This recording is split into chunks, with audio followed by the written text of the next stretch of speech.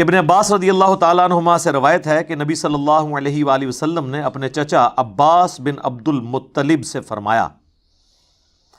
اے چچا جان، کیا میں آپ کو کچھ عطا نہ کروں؟ کیا میں آپ کو کچھ عنایت نہ کروں؟ کیا میں آپ کو کوئی خبر نہ دوں؟ کیا میں آپ کو 10 خصلتیں عطا نہ کروں کہ جب آپ ان پر عمل کریں تو اللہ تعالیٰ آپ کے اگلے پچھلے، قدیم اور جدید، بھول کر کیے گئے یا جان بوجھ کر کیے گئے، چھوٹے یا بڑے، پوشیدہ اور ظاہر، تمام گناہ معاف فرما دے گا۔ سبحان اللہ، یہ سارے کے سارے گناہ۔ اچھا، اس میں بعض لوگ اعتراض کرتے ہیں کہ یہ اگلے پچھلے تو بھی اگلے تو چلے ہو چکے، جو پیچھے ہونے وہ تو بھی کیے نہیں ہیں۔ یہ محاورتاً بات ہوتی ہے، اگلے پچھلے سے مراد ہے سارے۔ اب جن کو عربی لنگوسٹک سے واقفیت نہیں ہے، ہم اپنے محاورے میں بھی اس قسم کی کئی باتیں کر دیتے ہیں نا، تو اس میں کوئی ایشو نہیں ہے۔ اور وہ پھر آپ نے فرمایا وہ 10 خصلتیں کیا ہیں؟ وہ نماز میں جو 10 چیزیں تھیں وہ آپ نے گنوائی۔ وہ یہ کہ آپ 4 رکعت نماز پڑھیں، ہر رکعت میں سورہ فاتحہ اور کوئی دوسری سورت پڑھیں۔ جب آپ پہلی رکعت میں قرات سے فارغ ہو جائیں اور ابھی قیام میں ہوں تو 15 دفعہ پڑھیں سبحان اللہ والحمد للہ ولا الہ الا اللہ واللہ اکبر، یہ پڑھ لیں۔ پھر رکوع کریں اور رکوع میں یہی تسبیحات 10 دفعہ، پھر رکوع سے سر اٹھا کر یہی تسبیحات 10 دفعہ، پھر سجدہ کریں، سجدے میں 10 دفعہ، پھر 2 سجدوں کے درمیان جب بیٹھیں اس میں 10 دفعہ، پھر دوسرا سجدہ کریں اس میں 10 دفعہ، اور پھر دوسرا سجدہ کرنے کے بعد بیٹھ کر بھی 10 دفعہ۔ اس میں جلسہ استراحت بھی آ گیا ہے، اس حدیث سے بھی جلسہ استراحت ثابت ہوتا ہے۔ وہ صحیح بخاری کی تو حدیث ہے نا 6251، جو ایک صحابی نے بڑی تیز نماز پڑھی تھی تو آپ نے فرمایا سکون سے پڑھ، تو اس میں آپ نے کیا فرمایا تھا؟ جب تو دوسرا سجدہ کر پھر دوبارہ بیٹھ جا اور پھر دوسری رکعت کے لیے کھڑا ہو۔ اس میں تو صحیح بخاری کی حدیث میں ثابت ہوتا ہے، اس میں بھی حدیث میں صلاۃ و تسبیح والے طریقے میں بھی جلسہ استراحت ثابت ہو جاتا ہے الحمدللہ۔ اور اسی طرح ہر رکعت میں 75 مرتبہ آپ یہ عمل 4 رکعتوں میں دہرائیں۔ اگر آپ ہر روز اسے نہ پڑھ سکیں تو کم از کم ہفتے میں 1 دفعہ پڑھ لیں۔ ویسے یہاں لفظ ہے ہر جمعے کو، لیکن عرب کے محاورے میں جب بولا جاتا ہے نا ہر جمعہ، تو اس سے مراد ویک ہوتا ہے۔ جس طرح ہم ہفتے کے لیے سیچرڈے کا لفظ بھی استعمال کرتے ہیں اور ویک کے لیے بھی ہم اس کو ہفتہ ہی کہتے ہیں۔ اگر ہر ہفتے نہ پڑھ سکو تو پھر آپ مہینے میں 1 دفعہ پڑھ لیں۔ اگر ہر مہینے نہ پڑھ سکیں تو سال میں 1 دفعہ، سال میں بھی نہ پڑھ سکیں تو زندگی میں کم از کم 1 بار اس نماز کو ضرور پڑھ لینا۔ کتنی بڑی، یعنی نبی الاسلام نے کس حد تک اس کی ترغیب دلائی ہے۔ اچھا، اب اس کو ذرا سمجھ لیں، یہ جو نماز میں اوریجنل جو نماز ہے وہ اپنی جگہ رہے گی، بیچ میں تسبیحات ایڈ ہوں گی ہر رکعت میں 75 دفعہ، اور اس کا طریقہ آپ علیہ السلام نے کیا فرمایا کہ نماز جب شروع کی پہلی رکعت ثنا پڑھی، سورۃ الفاتحہ پڑھی، اس کے بعد سورت کے بعد 15 دفعہ پڑھنا ہے۔ بس یہ ایک جگہ ہے جہاں پر آپ نے 15 دفعہ یہ تسبیحات پڑھنی ہے، سبحان اللہ والحمد للہ ولا الہ الا اللہ واللہ اکبر۔ باقی جتنے سٹیپ آئیں گے نا پوری رکعت کے اندر، وہاں 10 دفعہ ہے، تو ظاہر ہے کہ 6 مزید سٹیپ آئیں گے۔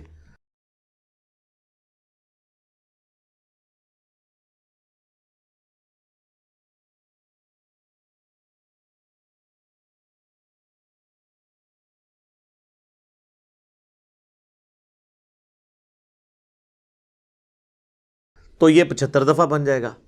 پھر جب دوسری رکعت کریں گے تو دوسری رکعت میں بھی قرات سے فارغ ہونے کے بعد 15 دفعہ، باقی ہر سٹیپ پر 10 دفعہ۔ لیکن دوسری رکعت میں آپ کو پتا ہے کہ دوسرے سجدے کے بعد جب بیٹھتے ہیں نا تو پھر آپ تشہد پڑھتے ہیں، تو وہاں پہ آپ پہلے تشہد پڑھیں گے، اس کے بعد یہ تسبیحات پڑھیں گے۔ چوتھی رکعت میں بھی پہلے آپ تشہد پڑھیں گے، درود شریف وہ سارا پڑھنے کے بعد یہ پڑھنا ہے، تاکہ اوریجنل نماز اپنی جگہ رہے۔ رکوع میں بھی سجدے میں بھی سبحان ربی العظیم اور سبحان ربی الاعلیٰ کے بعد اسے پڑھنا ہے، ربنا لک الحمد کہنے کے بعد اسے پڑھنا ہے، اوریجنل نماز اپنی جگہ رہے گی۔ اور یہ کچھ فقہی احکام و مسائل تھے جو جامعہ ترمذی میں جب امام ترمذی اس حدیث کو لے کر آئے ہیں تو انہوں نے عبداللہ ابن مبارک سے جو امام حنیفہ رحمہ اللہ کے شاگرد ہیں یہ سارے مسائل نقل کیے ہیں کہ ان سے کاؤنٹر کوسچن ہوا کہ جب یہ نماز ہم پڑھیں گے تو ہم نے سبحان ربی العظیم کے بعد پڑھنا ہے یا پہلے؟ تو انہوں نے کہا سبحان ربی العظیم اپنی جگہ پڑھنا ہے، اس کے بعد اسے پڑھنا ہے، اوریجنل نماز اپنی جگہ رکھنی ہے، اس کے بعد پڑھنا ہے۔ پھر ایک سوال ان سے ہوا کہ اگر ہمیں اس میں کوئی غلطی لگ جائے اور سجدہ سہو واجب ہو جائے تو سجدہ سہو کے جو 2 سجدے کرنے ہیں ان میں جو 2 بیچ میں آ جانے جلسے بھی ان میں بھی سب میں پڑھنا ہے؟ تو انہوں نے کہا نہیں، وہ سجدہ سہو عام سجدہ سہو کی طرح ہوگا، اس لیے کہ ہر رکعت میں 300 سے زیادہ دفعہ نہیں پڑھنا، تو سجدہ سہو میں اگر آپ پڑھیں گے تو 300 سے کراس کر جائے گا، تو اس میں سجدہ سہو جو ہوگا وہ عام سجدے کی طرح ہی ہوگا۔ یہ نہیں ہے کہ سجدہ سہو کیا ہے تو اس کی بھی تسبیحات کے بعد 10 دفعہ پھر 2 سجدوں کے درمیان بیٹھ کے، وہاں ایسا نہیں ہوگا۔ اچھا، پھر ان سے یہ پوچھا گیا کہ یہ ہم 4 اکٹھی پڑھیں یا 2 کر کے؟ تو عبداللہ بن مبارک نے فرمایا کہ میں یہ پسند کرتا ہوں کہ رات کے وقت اگر میں اسے پڑھ رہا ہوں تو 2 کر کے پڑھوں، اور دن کے وقت بھی پسند یہی کرتا ہوں کہ 2 کر کے پڑھوں، البتہ دن کو پڑھوں تو 4 رکعت اکٹھی پڑھنے میں بھی حرج نہیں۔ یعنی انہوں نے کہا یہ پسندیدہ ہے کہ 2 کر کے پڑھیں، اور سنت بھی یہی ہے، افضل بھی یہی ہے، اور اس میں تھکاوٹ بھی نہیں ہوگی اور آپ رکعتیں بھولیں گے بھی نہیں، ورنہ صلاۃ و تسبیح میں اگر رکعت بھول جائے اور پھر آپ کام کی طرف جائیں تو ظاہر ہے وہ تو اتنی لمبی ہو جائے گی، تو افضل ہے 2 رکعت۔ صحیح بخاری اور مسلم دونوں میں حدیث ہے، نبی علیہ السلام کی رات کی نماز 2 رکعت ہوا کرتی تھی، اور اینڈ پہ آپ 1 رکعت پڑھ کر اس ساری کو طاق بنا لیتے تھے۔ اچھا، اس سے تو پتہ چلا کہ رات کی جتنی نفلی نمازیں ہیں، نفل نماز سے مراد ہے ادر دین فرض، اس میں سنت موقدہ بھی آتے ہیں، اس میں وطر بھی آتے ہیں، اس میں آج کل جو رمضان کا قیام اللیل ہے، یہ دیکھیں آپ تراویح جسے ہم کہتے ہیں، یہ بھی 2 کر کے ہوتا ہے۔ ایک ابو داؤد میں حدیث ہے کہ نبی علیہ السلام نے فرمایا دن اور رات کی نفلی نماز 2 رکعت ہے، یعنی دن کو بھی آپ نے جو 4 سنتیں اگر زور کی پڑھنی ہے یا عصر کی پڑھنی ہے تو 2 کر کے پڑھنی ہے۔ البتہ دن میں جواز موجود ہے، کیونکہ المصنف ابن ابی شیبہ میں اور المصنف عبد الرزاق میں صحیح سند سے ہے کہ عبداللہ ابن عمر رضی اللہ تعالیٰ عنہما صحابی ہیں جو ان احادیث کے راوی بھی ہیں، وہ جو دن کی سنتیں تھیں نا وہ اکٹھی بھی 4 رکعت پڑھ لیا کرتے تھے، ظہر کی 4 سنتیں اور عصر کی 4 سنتیں، یعنی ان کی عادت میں شامل تھا۔ تو چونکہ صحابہ سے ثابت ہو جائے تو ہم اسے بالکل سنت کے مطابق سمجھتے ہیں، تو دن کے وقت ایسے کیا جا سکتا ہے۔ بہرحال یہ صرف اجازت ہے، پریفریبل ہے 2 رکعت، عام حالت میں بھی اور صلاۃ و تسبیح میں بھی۔ بعض اوقات لوگ یہ پوچھتے ہیں کہ جی اب تشہد جب کریں تو پہلے ہم تسبیحات پڑھیں یا تشہد پڑھیں؟ تو وہاں پہ بھی وہی رول لگے گا کہ پہلے تشہد پڑھیں گے، اس کے بعد آپ تسبیحات پڑھیں گے، چاہے درمیان والا تشہد ہو چاہے آخر والا، چونکہ یہ نفلی نماز ہے، نفلی نماز میں تو ایگریڈ اپان ہے کہ درمیان والا تشہد پورا ہی پڑھنا چاہیے، اگر 4 اکٹھی پڑھ رہے ہیں، 2 کر کے کریں گے تو تب تو ویسے ہی پورا پڑھیں گے۔ بہرحال اس میں بھی جواز موجود ہے کہ آپ عبدہ و رسولہ کے بعد کھڑے ہو سکتے ہیں، یا کم از کم درود شریف اتنا پڑھ لیں، اللہم صلی علی محمد وعلی آل محمد، تو یہ بھی درست ہے درمیان والے تشہد کے اندر۔ تو بہتر یہ ہے کہ اسے آپ 2 رکعتیں کر کے پڑھیں۔ اب رہ گیا مسئلہ کہ یہ یاد کیسے رکھنا ہے، یعنی کوئی آپ نے کوئی تسبیح ہاتھ میں پکڑنی ہے تو بڑا آسان طریقہ ہے، اپنی انگلیوں کو یوں دبا کے آپ یاد رکھ سکتے ہیں، ایک جگہ ہی 15 دفعہ پڑھنا ہے نا صرف قیام میں، باقی تو ہر جگہ 10 دفعہ۔ میں رکوع میں اگر گھٹنے پہ ہاتھ رکھا ہوں تو میں پہلی دفعہ جب پڑھوں تو یہ انگلی دبا دوں ہلکی سی، یہ یوں چلتے چلتے یہ 5 ہو گئی، پھر اس طرف یہ، تو اس میں آپ الٹے ہاتھ کو بھی شامل کریں۔ وہ جو حدیث پیش کرتے ہیں نا یہ ابو داؤد سے کہ نبی علیہ السلام دائیں ہاتھ پہ شمار کرتے تھے، وہ روایت اعمش کی تدلیس کی وجہ سے ضعیف ہے۔ صحیح سند سے جو روایت ہے وہ جامع ترمذی اور ابو داؤد دونوں میں موجود ہے کہ نبی صلی اللہ علیہ وآلہ وسلم نے فرمایا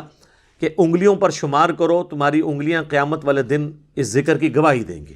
تو چاہے وہ دایاں ہاتھ ہو بایاں ہو، آپ دونوں پہ شمار کریں، دونوں کی انگلیاں گواہی دیں، اس سے تو بڑی چیز ہی کوئی نہیں ہے۔ تو اس صلاۃ و تسبیح کے حوالے سے کچھ چند ایک جو ضروری مسائل تھے وہ میں نے ساتھ ساتھ ڈسکس کر دیے۔ اس کے علاوہ بھی کچھ چیزیں ہیں جو لوگ پوچھ رہے ہوتے ہیں، مثال کے طور پر وہ کہتے ہیں کہ جی ہم اس کی جماعت کروا لیں، جو آپ نے سوال میں بھی پوچھا تھا، تو جماعت نفلی نماز کی جماعت اعلانیہ کرنا یہ تو فقہ حنفی کے تحت بھی مکروہ ہے، خود اعلیٰ حضرت نے فتاویٰ رضویہ میں اسے مکروہ لکھا ہے کسی نفلی نماز کو اعلانیہ جماعت کے ساتھ پڑھنا، کیونکہ اس میں تو فرض کے ایکویلنٹ آپ اس کو ایک اہمیت دے رہے ہوں گے، تو یہ تو غلط ہے۔ ویسے نفل کی جماعت کروانا درست ہے، جس طرح اب صلاۃ و تسبیح کو تو چھوڑ دیں آپ، قیام اللیل ہے، نماز تراویح یہ بھی نفلی نماز ہے لیکن اس کی جماعت ہوتی ہے۔ اس کے علاوہ بھی کسی نفلی نماز کی اگر اعلان کے بغیر جماعت ہو، چند لوگ بیٹھے ہیں اور اسی وقت وہ ڈیسائیڈ کریں کہ ہم ایک نفلی نماز پڑھ لیتے ہیں، اشراق کی، تہجد کی، کوئی بھی، تو پڑھ لیں۔ صحیح بخاری اور مسلم دونوں میں موجود ہے، انس بن مالک کہتے ہیں کہ نبی علیہ السلام ہمارے گھر ایک دفعہ تشریف لائے تو آپ علیہ السلام نے ہمارے گھر میں خیر و برکت کے لیے فرض کے علاوہ 2 رکعتیں نفل پڑھائیں اور ہم نے جماعت کے ساتھ آپ کے پیچھے نماز پڑھ لی۔ اسی طرح ایک اور صحابی ہیں اتبان بن مالک، جو کہتے ہیں کہ میں یا رسول اللہ بڑی دور سے آتا ہوں، جب بارش ہوتی ہے، یہ بھی حدیث بخاری مسلم میں ہے، تو مدینہ کے ندی نالے بہہ نکلتے ہیں، اور آپ اگر میرے گھر تشریف لے آئیں اور 2 رکعت آپ پڑھ دیں وہاں پر، تو میں اسے اپنا مصلی بنا لوں گا۔ تو نبی علیہ السلام پھر ان کے گھر تشریف لے گئے اور وہاں جا کے آپ نے عام نفلی نماز جماعت کے ساتھ پڑھائی، گھر والوں نے پیچھے پڑھی، اور وہ مصلی اتبان بن مالک نے اپنا بنا لیا۔ یہ حدیث بھی اس بات کا ثبوت ہے کہ عام حالت میں بھی آپ جو نفل نماز ہے اس کی جماعت کروا سکتے ہیں۔ باقی جو صلاۃ و تسبیح ہو رہی ہوتی ہے رمضان کی راتوں میں، یا شب برات کی رات میں، یا 10 محرم کی رات میں، اعلانیہ خصوصاً بریلوی مکتب فکر میں لوگ وہ 1 ہفتہ پہلے ہی بینر لگنے شروع ہو جاتے ہیں کہ فلاں تاریخ کو اتنے بجے رات کے 1:30 بجے 2 بجے جماعت سے ادا کی جائے گی، یہ بالکل بدعت ہے۔ یہ فقہ حنفی کے نزدیک بھی مکروہ ہے۔ اس طریقے سے اعلانیہ نماز نفلی نہیں کروائی جا سکتی۔ ہم نفل کے فی نفسی جماعت کے خلاف نہیں ہیں، اس اعلانیہ جماعت کروانے کے خلاف ہیں، اور یہ دین کے اندر ایک ایگزیجریشن ہے، ایک بدعت ہے جو ان لوگوں نے داخل کر دی ہے۔ باقی آپ انڈیویجول پڑھیں، جب مرضی پڑھیں، روزانہ پڑھیں، ہفتے میں 1 دفعہ پڑھ لیں، مہینے میں 1 دفعہ، رمضان میں سال میں 1 دفعہ پڑھ لیں، اور زندگی میں تو 1 دفعہ ضرور پڑھیں، نبی علیہ السلام نے فرمایا۔ تو رمضان شریف میں ذرا آئیڈیل موقع ہے، خصوصاً جو لوگ اعتکاف بیٹھے ہیں، کم از کم 10 کی 10 راتیں وہ پڑھ لیں، اپنی لادہ سے جماعت کروانے کی ضرورت نہیں، اور نہیں تو طاق راتوں میں ضرور اہتمام کریں، یہ کوئی مشکل کام نہیں ہے۔ اتنی بڑی فضیلت اس نماز کی، اور اللہ تعالیٰ اس نماز کی برکت سے اگلے پچھلے یعنی سارے گناہ، چھوٹے بڑے، ظاہر پوشیدہ، جان بوجھ کے کیے یا انجانے میں ہوئے، یہ ساری نبی علیہ السلام نے ایک ایک چیز گنوا کے کہا کہ اللہ تعالیٰ معاف فرما دے گا۔ تو یہ بہت بڑی فضیلت ہے، میرا خیال ہے بہت بڑی محرومی ہے اگر کوئی اس نماز کو نہیں پڑھتا۔ باقی اس میں جو میں نے بتایا کہ ہو سکے تو ہر جمعے کو یعنی ہر ہفتے کو پڑھ لو۔ بعض لوگ اس میں یہ کہتے ہیں کہ جمعے والے دن مخصوص نہ کریں، کیونکہ صحیح مسلم میں ایک حدیث ہے کہ نبی صلی اللہ علیہ وآلہ وسلم نے جمعے کے دن یا جمعے کی رات کو عبادت کے لیے مخصوص کرنے سے منع فرمایا ہے، تو وہ اس کیٹیگری میں فال نہیں کرے گی، اس لیے کہ جب نبی علیہ السلام نے اس کی اجازت دے دی نا کہ ہفتے میں 1 دن پڑھ لو، تو آپ اپنے انتظامی طور پہ کوئی بھی دن وہ رکھ سکتے ہیں، خواہ جمعے کا دن ہی کیوں نہ ہو۔ اگر آپ اس کو اس طرح کہیں گے تو پھر تو کئی ایک وظائف ہیں جو ہے ہی جمعے کے ہیں، جس طرح المستدرک للحاکم میں صحیح سند سے حدیث ہے، جو جمعے والے دن سورۃ الکہف پڑھ لے تو اگلے جمعے تک کے لیے اللہ تعالیٰ اس کے لیے ایک نور مقرر کر دے گا۔ اسی طریقے سے ابو داؤد میں حدیث ہے کہ جمعے کا دن یوم مشہود ہے، اس دن آدم علیہ السلام پیدا ہوئے، اس دن وہ فوت ہوئے، اور اس دن قیامت قائم ہوگی، اور تم اس دن کثرت سے مجھ پہ درود شریف پڑھو، تمہارا درود مجھ پر پیش کیا جائے گا، اللہم صلی علی محمد وعلی آل محمد۔ تو ایک صحابی نے بڑی جرأت کر کے عرض کی کہ یا رسول اللہ، جب آپ مر جائیں گے اور آپ کی ہڈیاں مٹی میں مل جائیں گی، سر دیکھیں اس وقت کوئی 295C نہیں تھی سوال کرنے کے اوپر، ورنہ تو آپ دیکھتے وہاں پہ کیا ہو جاتا۔ یعنی علم حاصل کرنے کے لیے چیزیں پوچھی جا سکتی، تو آپ نے اس کے سوال کے جواب میں فرمایا کہ اللہ تعالیٰ نے حرام کر دیا ہے مٹی کے لیے کہ وہ انبیاء کے جسموں کو کھائے، مجھ پہ تمہارا درود اس وقت بھی پیش ہوگا۔ بڑی بات ہے۔ ان اللہ حرم علی الارض ان تأکل اجساد الانبیاء، بے شک اللہ تعالیٰ نے حرام کر دیا ہے مٹی کے لیے کہ وہ نبیوں کے جسم کو کھائے۔ تو اس صحابی کے سوال کرنے کی برکت سے اتنا بڑا جواب بھی آ گیا، امت تک عقیدہ بھی حیات النبی کا پہنچ گیا۔ لیکن یہ حیات النبی برزخی ہے، اس کا ان نبی اسلام کا جسم مبارک جو سلامت ہے تو وہ دنیاوی زندگی اس سانس کے ساتھ نہیں ہے، بلکہ یہ آخرت کی زندگی کے ساتھ ہے،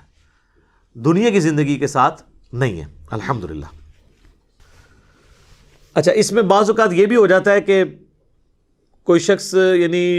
رکوع کے بعد کھڑا ہوا، قومے میں 10 دفعہ پڑھنا بھول گیا، آپ سجدے میں چلا گیا، اسے یاد آیا کہ وہ قومے والا تو رہ گیا تھا، تو پھر آپ سجدے میں 20 دفعہ پڑھ لیں۔ اگر چونکہ ایک رکعت میں آپ نے 75 دفعہ پورا کرنا ہے اور 4 رکعتوں میں 300 دفعہ پورا کرنا ہے، تو اگر کسی ایک رکن میں آپ 10 دفعہ پڑھنا بھول گئے تو اس سے اگلے والے رکن میں اس کو 20 دفعہ پڑھ لیں تاکہ وہ گنتی پوری ہو جائے۔ سجدہ سہو سے اس کا ازالہ نہیں ہوگا، کیونکہ 300 کا عدد آپ نے 4 رکعتوں میں اس حالت میں کہ ہر رکعت میں 75 دفعہ یہ پورا کرنا ہے۔ اچھا، جامعہ ترمذی میں صلاۃ و تسبیح کا ایک اور طریقہ بھی آیا ہے جو اکثر ہمارے بریلوی اور دیوبندی بھائی پیش کرتے ہیں، حنفی۔ اس میں قیام کے اندر 25 دفعہ ہے، لیکن وہ طریقہ مرفوع نہیں ہے، وہ عبداللہ ابن مبارک نے بیان کیا ہے، اور ظاہر عبداللہ ابن مبارک رحمہ اللہ تعالیٰ تو تبع تابعین میں سے ہیں۔ بہرحال میں وہ بیان کر دیتا ہوں جامعہ ترمذی میں۔ اس میں یہ ہے کہ آپ نے ثنا، اس میں عبداللہ ابن مبارک نے ثنا بھی وہی بیان کی، سبحانک اللہم و بحمدک و تبارک اسمک و تعالی جدک و لا الہ غیرک۔ اس کے بعد آپ نے پڑھنا ہے 15 دفعہ، پھر سورۃ الفاتحہ اور سورت پڑھنے کے بعد 10 دفعہ، تو یہ ہو گیا 25۔ اور اس کیس میں پھر آپ جو جلسہ استراحت میں 10 دفعہ پڑھتے ہیں نا، وہ سکپ ہو جائے گا، تو پھر 25 پورا ہو جائے گا۔ تو یہ طریقہ بھی ہمارے سلف سے ثابت ہے، اور اس میں بھی جلسہ استراحت کی کوئی نفی نہیں ہے۔ عام نماز میں بھی جلسہ استراحت صرف نماز کی سپیڈ کو کنٹرول کرنے کے لیے، نماز میں سکون کے لیے ہوتا ہے۔ عام جلسہ استراحت میں کیا ہم تسبیحات پڑھتے ہیں؟ جلسہ استراحت ایک واحد رکن ہے نماز کا جس میں کچھ بھی نہیں پڑھا جاتا، صرف آپ 2 سجدے کرنے کے بعد بیٹھتے ہیں اور پھر آپ کھڑے ہوتے ہیں، اس میں پڑھتے کچھ نہیں ہے۔ عام نمازوں میں ہم کچھ نہیں پڑھتے نا۔ تو اگر صلاۃ و تسبیح میں جلسہ استراحت میں آپ کچھ نہ پڑھیں، جس طرح کہ عبداللہ ابن مبارک نے ایک طریقہ یہ بھی بیان کیا ہے کہ جلسہ استراحت کو ان اٹینڈڈ ہی رکھیں جس طرح عام نماز میں رکھا جاتا ہے، اور قیام میں آپ 25 دفعہ کر لیں، اور وہ یوں کہ فاتحہ سے پہلے 15 دفعہ اور قرات کے بعد 10 دفعہ۔ لیکن ہم اس طریقے کو اس لیے پریفر نہیں کرتے کہ یہ طریقہ تبع تابعی سے ثابت ہے، اور جب نبی علیہ السلام کی مرفوع حدیث سنن نبی داؤد میں موجود ہے، اس میں تو واضح ہے کہ جب سے فارغ ہو تو 15 دفعہ پڑھو، اور اس کے بعد پھر رکوع میں 10 دفعہ، رکوع سے سر اٹھا کے 10 دفعہ،